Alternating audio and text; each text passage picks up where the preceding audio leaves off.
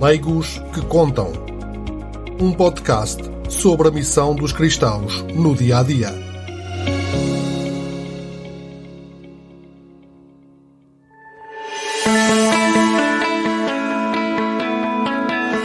Olá, viva! Aqui estamos para mais um episódio do Leigos que Contam, um podcast sobre a missão dos cristãos no dia-a-dia. Eu sou o Padre Nuno Rosário Fernandes e esta é uma iniciativa do jornal Voz da Verdade para conhecermos histórias de vida contadas na primeira pessoa daqueles que se destacam pela sua fé, dedicação e serviço aos outros. Este podcast está disponível em várias plataformas digitais, como o Apple Podcast, Google Podcast, Spotify e outras. Deixo por isso o convite a subscrever e já agora, por que não, também divulgar. Neste episódio vamos conhecer a Raquel Carreira. É já a seguir.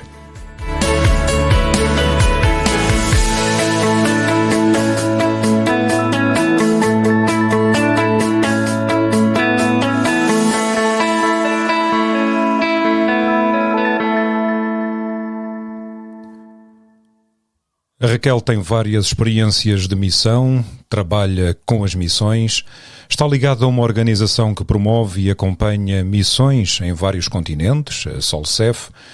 Como tem sido viver a missão neste tempo de pandemia e que acompanhamento tem sido também possível dar às missões lá por fora, numa época em que é difícil fazer viagens, são algumas das interrogações para as quais também vamos procurar encontrar resposta. Mas antes de mais, queremos conhecer a Raquel. Olá, Raquel, obrigado por aceitares o desafio a participar connosco neste podcast do Leigos que Contam. Olá, Padre Nuno, obrigada pelo convite e espero que a partilha seja inspiradora ou frutífera para todos os que nos ouvem, espero eu. Vai ser, com certeza. Raquel, começo por perguntar precisamente a pergunta que lançava na introdução, que é: como tem sido viver a missão neste tempo de pandemia?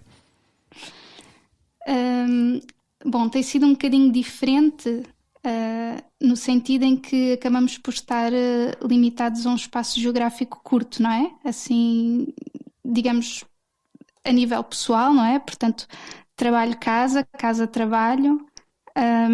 Na altura do primeiro confinamento também estivemos em teletrabalho. Quando foi possível depois regressar aos locais de trabalho, já, graças a Deus, não tive que ficar em casa e acho que isto é uma bênção. Acredito que tenha sido uma dificuldade muito grande para muita gente ter que ficar em casa. Mas vir para o trabalho, até porque temos aqui um projeto de inclusão a decorrer, temos uma loja solidária a funcionar, que apesar de tudo a loja online funciona e temos que despachar encomendas, portanto há muita coisa que não se pode fazer a partir de casa. E portanto vir trabalhar acho que é uma ajuda até a nível de saúde mental no geral da vida, não é? Mas portanto o espaço geográfico acabou por ficar limitado entre casa e o trabalho e não podemos ir muito mais além disso. Pronto. Agora, eu, graças a Deus, tenho a sorte de dizer que o meu trabalho acaba por ser uma missão e portanto, acredito que muito do que faço e os ideais pelos quais lutamos e trabalhamos fazemos-lo no dia-a-dia à medida que em cada tarefa cotidiana, mais pequenina que seja, não é? Realmente o Padre Nuno falava como é que, no início, na introdução, como é que é acompanhar as missões à distância ou não à distância. De facto, houve algumas viagens que tiveram que ser canceladas, mas outras que não, que foram possíveis fazer e, portanto, a missão não para, não é? Portanto, ainda com todos os cuidados possíveis. Tive uma colega que esteve em Moçambique em outubro, teve que fazer a quarentena quando chegou e tudo mais, e outra colega que esteve na Guiné-Bissau agora em janeiro. Portanto, de facto, a missão não para, houve muita coisa que acabou por ter que ser feita à distância, muitas reuniões de acompanhamento. Imagino que através de uma videochamada do WhatsApp, preparar uma auditoria de um projeto, rever dossiês com o padre em Nampula, não é? Esteve a minha colega a fazer. Será um desafio, não é? É um desafio muito grande, mas quando tem que ser, não é? E portanto a vida acontece. Raquel, estamos a falar desta organização que é a Solcef. Já agora, o que é a Solcef? Então, a Sol Sem Fronteiras nasceu em 1993, a partir dos Jovens Sem Fronteiras, que são um movimento católico juvenil ligado aos missionários do Espírito Santo.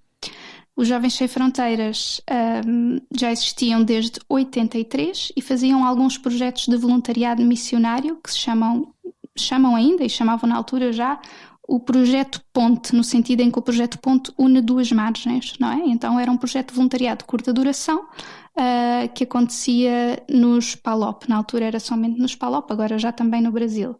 Então os jovens ao longo de vários anos faziam estes projetos e conheciam comunidades que percebiam que gostavam de continuar a ajudar de forma mais contínua e sustentável. Não era só ir durante um mês, partilhavam, de facto havia uma experiência muito grande de partilha de fé, de partilha de vivências, mas eles queriam ir além disso, não é? E de facto procurar promover o desenvolvimento sustentável das comunidades que os acolhiam. Então, numa reflexão maturada ao longo de vários anos, no 10º aniversário do movimento, fundaram a Sol Sem Fronteiras, de forma a que pudesse então promover projetos de desenvolvimento nos países, nas missões com as quais já se trabalhava ao longo dos anos. E desde então a Sol Sem Fronteiras veio a crescer. Portanto, nasceu a partir do voluntariado internacional e é um dos eixos de atuação que temos, o primeiro, não é? Mas o principal, digamos assim, é o eixo da cooperação internacional para o desenvolvimento. E é neste, de facto, que temos trabalhado com várias missões, vários parceiros religiosos ao longo destes quase 30 anos de existência. E às vezes nós dizemos a palavra projeto, parece assim uma coisa muito vazia, não é? Que se aplica a tudo, mas quando pensamos nas vidas dos milhares de crianças e jovens com quem a Solcef já se cruzou ao longo destes anos e cujos projetos, não é? Cujas infraestruturas, formações depois acabaram por mudar a vida destas crianças, pronto, é uma coisa que acaba por nos tocar, por me tocar a mim de maneira muito especial, não é? Isso significa que a missão hoje, isto é, ao falar destes projetos, a missão é mais do que a proximidade, do que uma pedagogia, do ensinar, do catequizar. A missão vai muito mais longe do que isso. Sim, certamente. Eu creio que se a outra pessoa não está bem, então temos que começar a partir daí, não é? Portanto, se as suas necessidades básicas, se os seus direitos básicos, direito à educação, direito à saúde, não são uma realidade naquele local, então temos que trabalhar a partir daí. Nós não podemos exigir uma relação de igualdade se não estamos no mesmo pé de igualdade.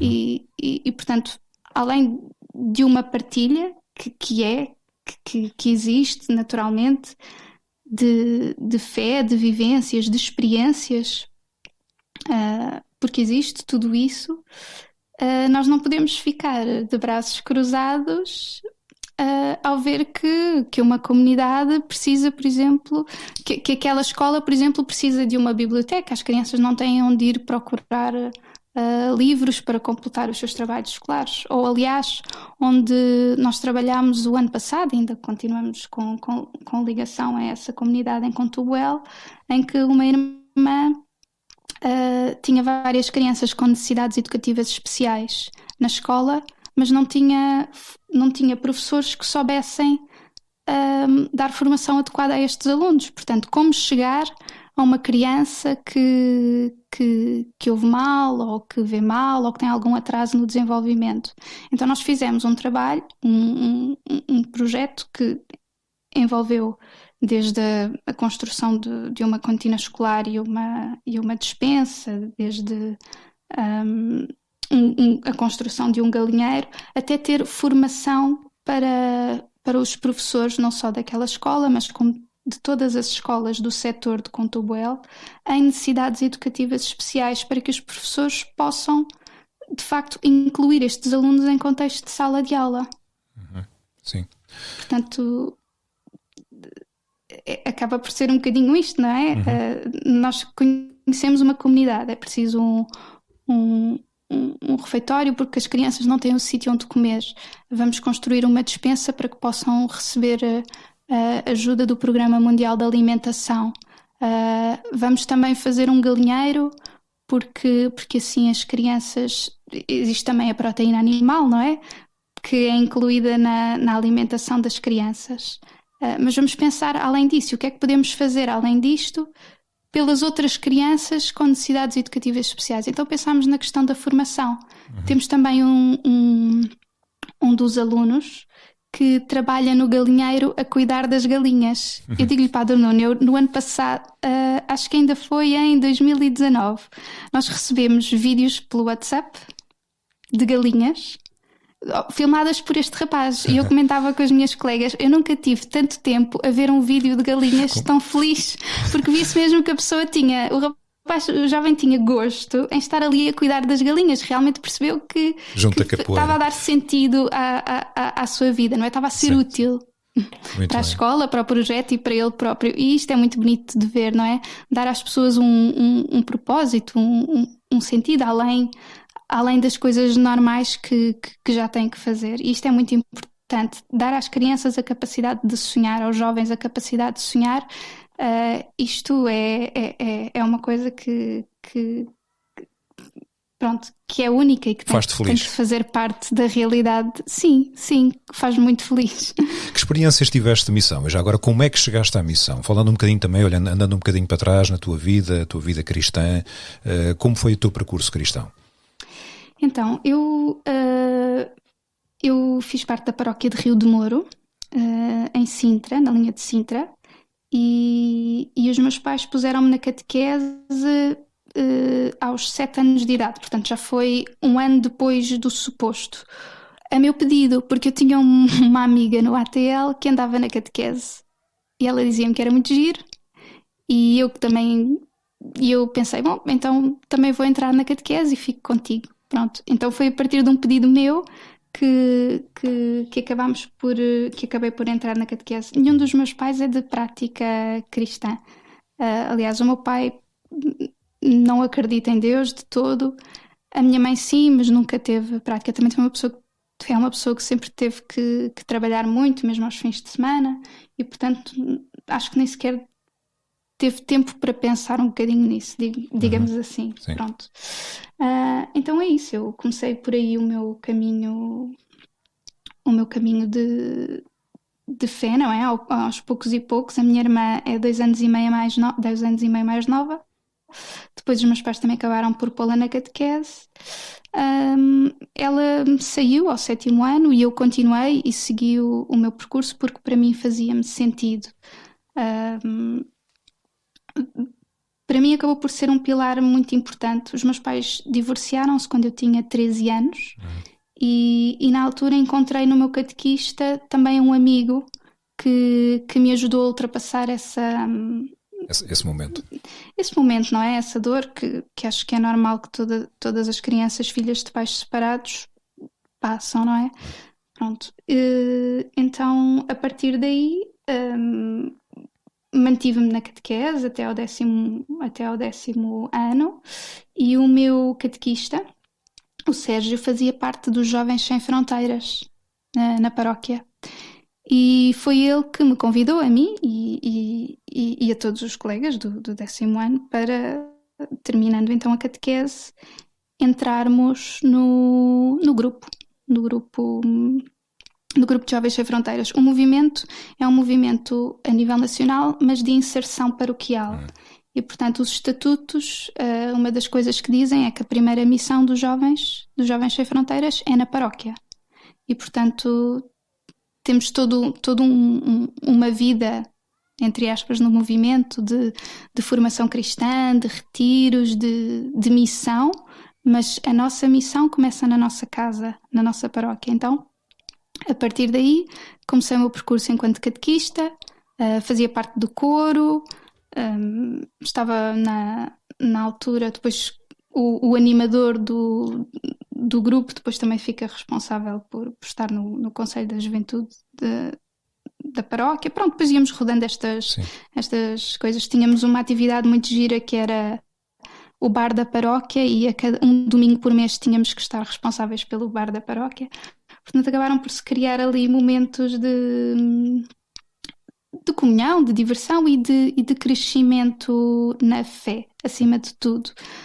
Eu lembro-me na altura quando entrei no movimento, portanto, os meus pais separaram-se. Eu tinha 13 anos e eu passava a maior parte do tempo com a minha mãe, não é? Cada 2 fins de semana, eu e a minha irmã, então íamos ter com o meu pai. Eu lembro-me que na altura era um bocadinho difícil para o meu pai compreender porque é que eu queria ir às reuniões do grupo de jovens, que eram a sexta-feira à noite, todas as sextas-feiras, quando eu só podia estar com ele 2 fins de semana por mês, porque é que eu não queria abdicar das reuniões do grupo de jovens. E eu dizia-lhe, pá, porque não? Porque isto é importante para mim. Eu entendo que para ele fosse difícil, naturalmente, mas eu estava a descobrir algo novo que estava a ser importante para mim, que me estava a ajudar e acima de tudo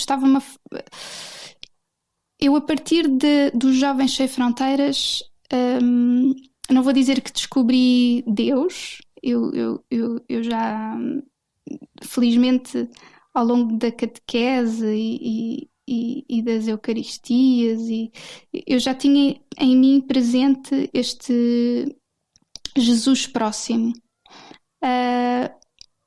Mas acho que comecei a criar uma relação diferente com Deus a partir do momento em que entrei nos Jovens Sem Fronteiras, porque vivíamos momentos de oração muito profundos.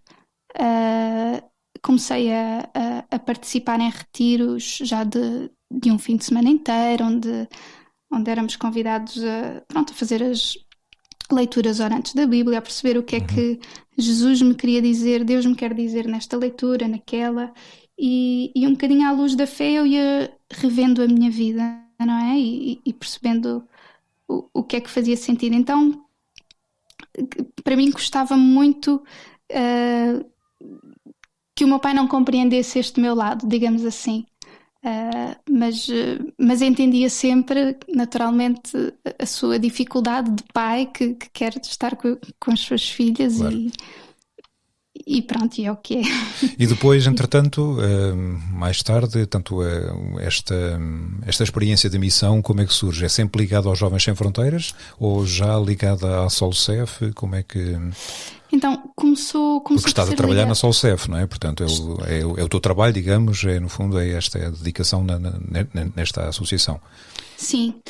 Então, nos Jovens Sem Fronteiras, nós todos os verões somos convidados a partir em missão. E é uma coisa muito bonita e que vem muito do carisma dos missionários do Espírito Santo, que é: a missão é onde Deus quer, não interessa com quem vais, para onde vais, o que for é o que tem que acontecer. E, portanto, nós inscrevemos-nos ou candidatamos-nos para ir em missão sem saber para onde vamos, com quem é que vamos e o que é que vamos fazer. Isto para mim era uma coisa que é uma coisa que sempre me fez muito sentido, esta disponibilidade para o serviço, onde quer que seja. E, portanto, eu entrei no movimento em janeiro de 2008. Em 2009 fiz a minha primeira semana missionária, que são missões de 10 dias numa paróquia em qualquer zona do país. Portanto, em 2009, 2010, 2011, fui sempre em semana missionária para sítios diferentes. Portanto, por acaso, nessa altura até fui para a zona de Bragança 2 vezes, para Izeda. Assim, quase o mais a norte possível, um calor abrasador em agosto. Em Izeda fizemos há uma experiência muito bonita de Izeda, além de ser uma zona com muitas eucaristias, porque diz-se os aveques, vêm de fora, os imigrantes, exatamente, para as suas terras, e portanto há muitas festas, muitas procissões, há muitas aldeias. O padre Fontoura, na altura era o pároco, tinha muitas paróquias e muitas comunidades ao seu serviço, e parte da nossa missão era animar as eucaristias, animar as procissões, vigílias missionárias. Passava muito por isto, por esta vertente mais litúrgica, digamos assim. E digamos que jovens de 18, 19 anos participar em 3, 4 missas por dia, quer fosse fim de semana, quer fosse durante a semana. É uma missão que acaba por ser... nem todos estavam à espera, pronto, digamos assim.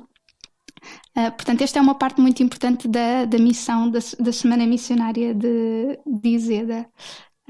E lá está, não sabemos o que é que vamos fazer, mas o que tivermos que fazer, fazemos.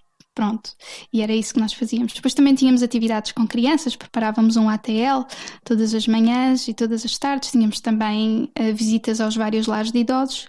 E em Izeda existe uma prisão. E nós fazíamos também visita e formação à prisão de Izeda. E então essa acabou por ser assim uma experiência também muito bonita e muito diferente daquilo que normalmente estamos à espera, não é? Mas que eu acho que há uma expectativa em relação àquilo que pode ser uma missão.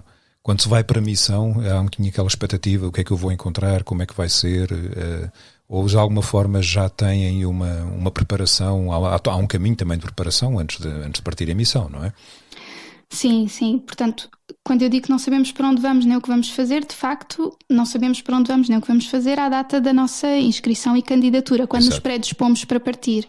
Mas a dada altura, depois sabemos para onde vamos e aí temos encontros de preparação, um em cada região. Os Jovens Chavardeiros estão divididos por regiões, e depois um a nível nacional em Fátima, na peregrinação anual da família espiritana. E aí conhecemos todo o grupo que vai partir, e a partir daí iniciamos os contactos mais próximos de o que é que vamos fazer, que materiais é que é necessário levar, quem é que toca instrumentos e vai levar, pronto, um bocadinho a partir daí. E isto acaba por ser mais ou menos o percurso de quem vai partir numa semana missionária, não é? Além de ter que participar num retiro, porque ser cristão é querer retirar-se com Deus, e portanto é muito importante que os jovens façam um retiro. Depois temos estes encontros de preparação. O Padre Nuno perguntava se existe uma expectativa. Sim, quando se vai para a missão, certamente há um bocadinho aquela expectativa, o que é que eu vou encontrar, mas depois há um choque depois dessa, ou pelo contrário, supera aquilo que pode ser uma expectativa feita. Pronto, eu acho que isso é uma pergunta muito pessoal, não é? Se calhar Exatamente. outra pessoa responde-lhe algo completamente diferente. Para mim, não havia propriamente uma expectativa. A expectativa era em relação a mim. Será que eu vou estar à altura? Será que eu vou conseguir fazer isto? Será que eu vou conseguir fazer aquilo? Não, nunca em relação ao local, às pessoas, nada que se pareça. Não lhe sei bem explicar porquê. Mas, por exemplo, fizeste uma experiência de missão adjunta, portanto, missão lá fora, não? Sim.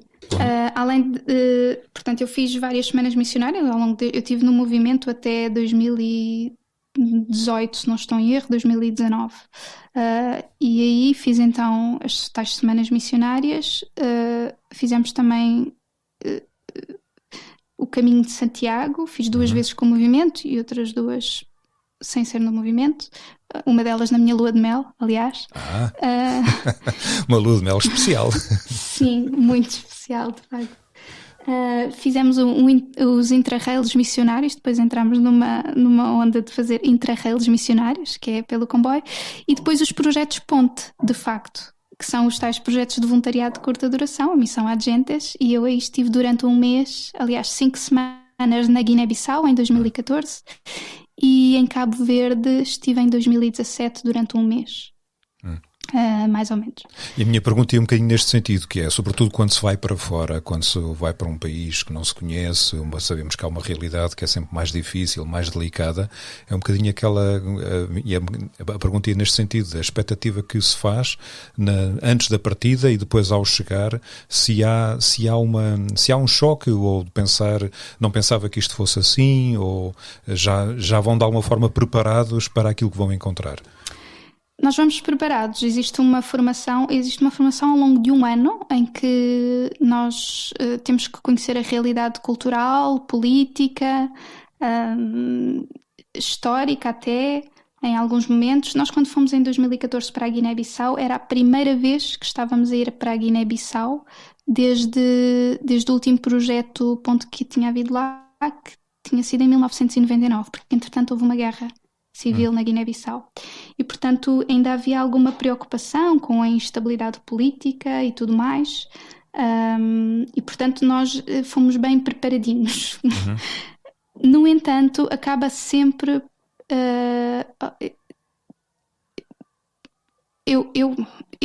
Bom, vou falar por mim. Sim, exatamente. Eu senti um choque. Eu senti um choque, porque acho que por muito que estejamos preparados... é completamente diferente quando nos encontramos com as pessoas e conhecemos a vida real de alguém, não é? Por exemplo, eu lembro-me perfeitamente quando eu fui para a Guiné-Bissau, eu já trabalhava na Sol Sem Fronteiras, então eu também ia com uma missão muito específica de falar com alguns religiosos, missionários, e perceber se haveria algum projeto que fosse necessário trabalhar, que fosse necessário desenvolver. E portanto eu andei a fazer algumas perguntas aos jovens, aos missionários e tudo mais. Eu lembro-me muito bem de estar sentada a escrever um documento e perguntar aos jovens como é que funcionava, acho que era a água, como é que funcionava a água canalizada, a água potável. A água canalizada. Sim. E a resposta era, então, a água canalizada funciona... bom, agora já não me lembro de pormenores, mas imaginemos, funciona X horas por dia. O resto do dia não há água canalizada. E quer dizer, uma pessoa fica... Meu Deus, de facto isto é um mundo à parte, não é? Nós ali na missão não estávamos a sentir muito estas dificuldades. Porquê? Porque havia um poço, portanto quando a água canalizada está aberta, não é? Por parte do governo, estava sempre aberta e portanto o poço ia enchendo. E depois havia já vários bidões de água extra, bidões assim, coisas mesmo enormes, de água extra caso fosse necessário. Mas ainda assim tínhamos que fazer o trabalho de ir buscar água ao tanque, não é? Ao poço e encher os bidões e o que quer que fosse. Mas de facto é uma realidade que não estamos à espera, não é? A água aqui funciona X horas por dia. Ou aproveitas e enches os bidões todos, os garrafões que conseguires, ou então... Pronto, isto era em 2014, agora já não é assim. Felizmente. Pronto, sim. Mas que as coisas de alguma forma terão mudado e terão melhorado, não é? Sim, a eletricidade, a mesma coisa, agora também já não é assim. Mas de facto isto na altura mexeu muito comigo. Eu até... Pronto, houve ali uns dias em que fiquei ali a remoer um bocadinho que mundo injusto é este, em que uns têm tanto e outros têm tão pouco. Uns desperdiçam. E pronto, e depois tentei ali reorganizar a minha cabeça, não é? Naturalmente, e perceber, não, vamos lá, eu estou aqui com um fim e o meu trabalho e a minha missão de vida, eu também espero que passe por ajudar a colmatar estes problemas de desenvolvimento, não é? E pronto, e espero que assim seja. Espero que assim seja. Raquel, há este entusiasmo, digamos, portanto, antes da partida certamente haverá um entusiasmo e nas expectativas, como falava, mas depois ao estar lá, e até um pouco a partir também da experiência que se vai vivendo, que se vai encontrando, em algum momento se pergunta porque é que eu vim, o que é que eu estou aqui a fazer, ou de facto há esta entrega de tal maneira que se consegue superar tudo e vai-se fazendo este caminho sempre na procura de estar próximo e de ajudar, e no fundo é esse o objetivo, é a missão, não é? O serviço. Não, eu nunca me questionei porque é que eu fui, porque é que eu decidi partir em missão. De facto, eu fui porque senti que era isso que Deus me chamava, não é? Achei que fazia sentido naquela altura da minha vida e continuo a achar que era importante partilhar a fé da Igreja com outras pessoas, com formas diferentes de ver e de viver a vida. E foi uma riqueza enorme. Acho que às vezes eu digo que não tenho palavras para descrever e parece assim uma coisa meio clichê, mas de facto há coisas que só se compreendem quando quando se vivem. Então, na Guiné-Bissau, um testemunho muito grande que eu recebi, bom, e que eu percebi, aliás, também, a religião católica não é predominante, melhor, a religião cristã não é predominante na Guiné-Bissau. A maior parte das pessoas são muçulmanas. A religião animista também está muito presente, não é? Que a religião está muito ligada às etnias, e são bastantes na Guiné-Bissau. E os cristãos são cerca de 20% e os católicos ainda menos. E, portanto, a igreja na Guiné-Bissau é bastante jovem. Foi uma coisa que eu percebi. Nós tínhamos muitos jovens connosco nas atividades, nas missas. E em alguns casos cheguei a perceber que não era pacífico para os jovens, na sua relação com a família, terem optado por seguir Jesus. Soube inclusive de alguns casos em que para eles era de facto um problema com a família, que chegaram a ficar castigados ou a ficar fora de casa porque a família não aceitava esta adesão à fé de Jesus, não é? Então isto para mim foi um testemunho enorme, estar num país onde a religião católica é minoritária e que de facto existe esta dificuldade, e ter jovens assim tão ligados a esta fé, não é? A fé da igreja. Sim. Foi uma aprendizagem enorme.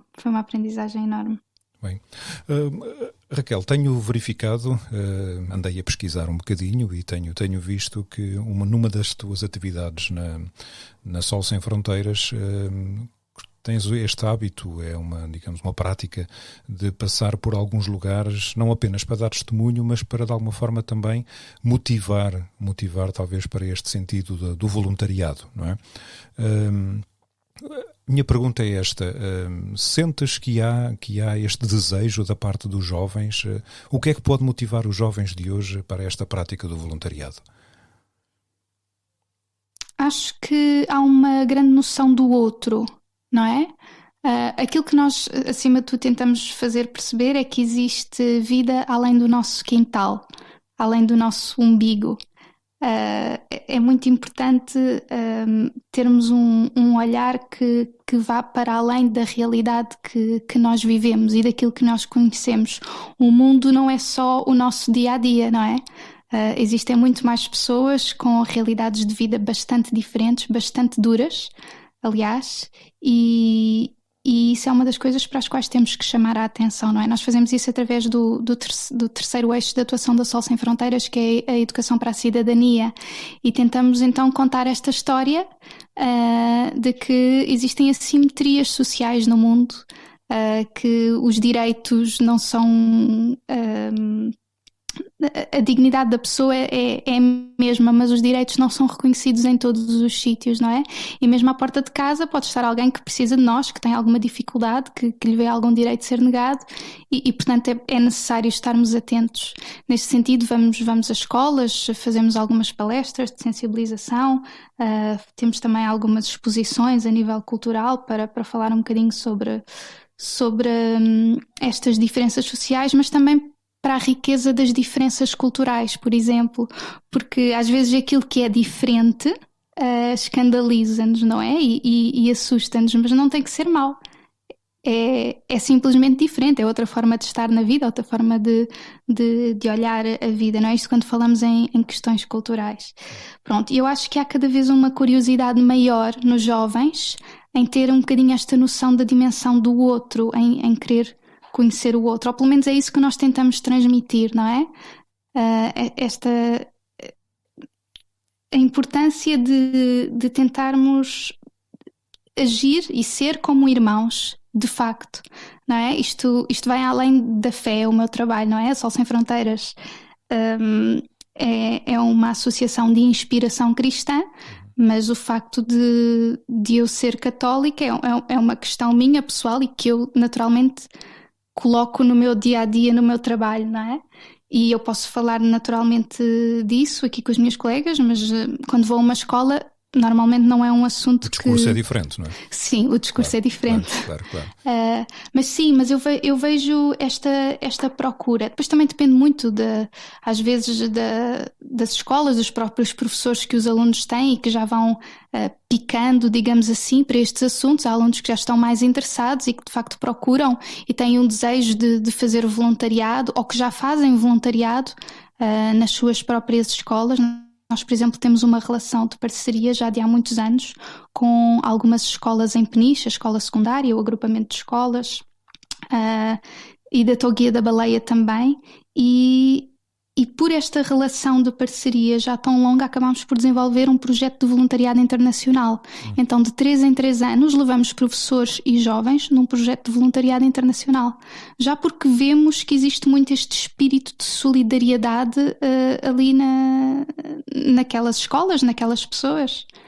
E isso significa, portanto, esse projeto que já dura há 3 anos, é um projeto que vai passando um pouco pelas gerações dos alunos, ou como é que... são os mesmos alunos que participam ou vão aparecendo novos? Portanto, o projeto não dura há 3 anos, já houve o projeto acontece de 3 em 3 anos, de 3 em 3 de anos, voluntariado. Sim. Portanto, os alunos e professores partem durante cerca de um mês. Até agora os projetos aconteceram na Guiné-Bissau, ambos. Mas já apanha várias gerações, porque esta relação de parceria começou há muitos anos atrás, ainda não estava eu na Sol Sem Fronteiras, nos anos 2000, e começou com uma campanha que as escolas decidiram fazer para um projeto de cooperação que a Sol Sem Fronteiras estava a desenvolver na Guiné-Bissau, que envolvia a construção de uma escola. E a partir daí a relação ficou, as escolas foram sempre fazendo campanhas, então nesse sentido de facto já apanha várias gerações, porque várias gerações de alunos e de professores que na altura foram alunos inclusive, estão ligados à Sol Sem Fronteiras, e houve professores na altura e que agora foram à Guiné-Bissau connosco e que já trabalhavam para estas campanhas, neste caso, na altura. Então, sim, há esta ligação forte com estas escolas, porque de facto se vê que existe este espírito de solidariedade já impregnado nas pessoas e é uma coisa que os professores procuram transmitir aos alunos, e eles têm um clube de voluntariado na escola e nós continuamos a fazer atividades de sensibilização e desenvolvimento com eles, porque de facto há esta abertura e há esta procura, não é? E quando nos procuram, nós sempre que podemos vamos. Muito bem. Raquel, no meio de toda esta atividade, como é que, e olhando um bocadinho nesta dimensão mais pessoal, e como já o disseste também, embora tanto esta associação, uma associação de inspiração cristã, mas o vosso trabalho é muito mais vasto, mas no meio de tudo isto, como é que vives a fé? Que lugar tem a fé aqui? E já agora também, e se calhar também para introduzir esta dimensão, a dimensão familiar. Isto é, a missão implica uma disponibilidade muito grande. Como é que consegues conciliar esta dimensão da missão com a família também? Fé, família, Sim. missão. Então se calhar começo por aí. Eu casei-me em 2016, tinha 25 anos. E já namorava, portanto namoro há 10, faz agora 10 anos e portanto fazemos agora 5 anos de casados este ano, e conhecer o Luís foi uma coisa que mudou a minha vida em muitos aspectos, inclusive na vertente da fé e na vertente familiar. Isto porque eu partilhei há pouco que a minha família não é propriamente católica, não é? Eu nunca tive o hábito de ir à missa em família. Eu ia à missa sozinha, na Páscoa, pronto, sempre no geral, não é? Mas nestes momentos em que é momentos de festa, custa sempre um bocadinho mais ir sozinha, não é? Eu ia com o grupo de jovens, pronto. E o Luís, em oposição a mim, vem de uma família 100% cristã. Portanto, a mãe dele são 7 irmãs, todas a maior parte delas com filhos, e são todos 100% católicos envolvidos na paróquia, são da paróquia da Benedita. Portanto, uns são catequistas, outros fazem parte do coro, do grupo de jovens. Portanto, é de facto uma família totalmente envolvida, pronto, digamos assim. E eu caí assim um bocadinho com muita alegria nesta família e a pensar, de facto é isto que eu quero para a família que nós um dia iríamos construir e que estamos a querer construir. E foi uma inspiração para mim e foi algo que também me fez crescer na fé, não é? Comecei a ir à missa em família, não é? A estas festas e tudo mais, e depois do casamento ainda mais. Claro que no meio disto tudo, ao longo destes anos todos, eu sempre estive muito envolvida nos Jovens Sem Fronteiras, porque também fiz parte das coordenações da coordenação regional, da coordenação nacional, portanto havia muita responsabilidade e, portanto, muitas atividades, envolvia ter bastante tempo disponível. Sim. E quando comecei a trabalhar na Sol Sem Fronteiras ainda mais. Da parte do Luís, graças a Deus, eu tenho a sorte, a graça de me ter casado com um homem que compreende que a missão tem um bocadinho de tudo isto, não é? E que implica dar tempo e doar tempo. E muitas das coisas que ele me dizia, ainda me diz de vez em quando, bom, se tem que ser, não é? Se Deus chama, se as coisas têm que ser assim, então força. Tudo o que é de Deus é bom. E portanto temos que fazer as coisas acontecer. Agora, naturalmente que há desafios. Estou aqui a pintar um mundo cor-de-rosa, mas estar tempo fora, ou às vezes ter dias que são mais do que 8 horas diárias de trabalho, porque estamos envolvidos em projetos, temos muitos projetos, temos pessoas que nos chamam, que nos procuram. Isto naturalmente custa um bocadinho fazer esta gestão familiar de estar presente em casa e estar presente no trabalho, e tentamos sempre procurar encontrar aqui um equilíbrio. Mas de facto tenho a sorte de o Luís ser este homem compreensivo, e ele trabalha numa instituição religiosa, ele é enfermeiro na Casa de Saúde do Telhal, dos Irmãos de São João de Deus, então portanto também há aqui uma vertente. Há uma sensibilidade também, não é? Sim, muita, enorme. E pronto, e depois a Sol Sem Fronteiras fica aqui na Casa dos Missionários do Espírito Santo e, portanto, todos os dias nos cruzamos aqui com os padres que são nossos amigos. Existe bastante facilidade, pronto, se há necessidade se quero muito ir à missa neste dia, eu tenho aqui a missa todos os dias e graças a Deus posso sair do trabalho e descer as escadas e estou na capela e participo na Eucaristia. É uma coisa que nem toda a gente tem, portanto eu dou graças por isso. Às vezes preciso de conversar, de desabafar alguma coisa e preciso de alguma ajuda mais direcionada. Também tenho a quem socorrer. Há sempre uma porta aberta. Há sempre uma porta mesmo aberta. Mesmo ao lado do escritório. Literalmente, é verdade. Muito bem. Sim. Muito bem. Sim. Pronto, e é um bocadinho isto, não é? Porque perguntava-me como é que eu vivo a fé no trabalho e a minha motivação tem muito a ver com a minha fé.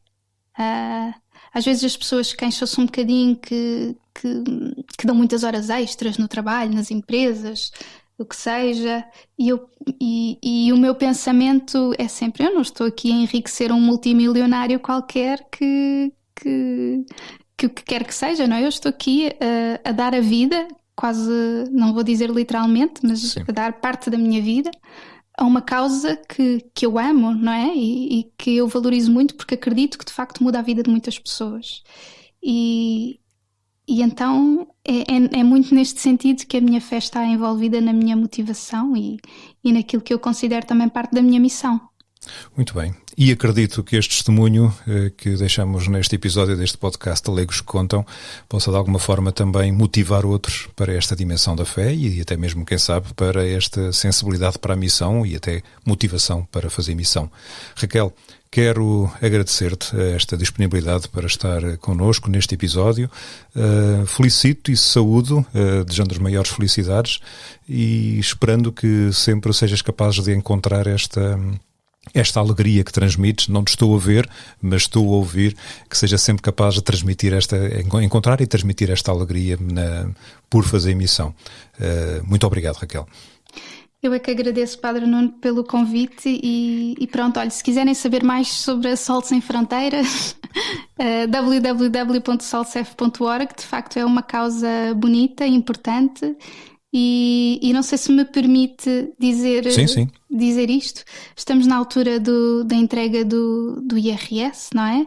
E o nosso Estado português tem esta coisa bonita de podermos consignar a 0,5 do imposto que iria para o Estado para uma instituição. Então não deixem esse espaço em branco, coloquem a Sol Sem Fronteiras, coloquem outra instituição, é só procurar o NIF, mas sejam solidários porque este é aquele momento da vida em que podemos ser solidários sem que nos custe nada. Então deixe este apelo. Consignação fiscal e IRS solidários é o momento. É, sem dúvida. Fica o apelo, fica a informação. Raquel, muito obrigado e àqueles que nos ouvem, fica a promessa de nos encontrarmos em breve num próximo episódio. Até breve.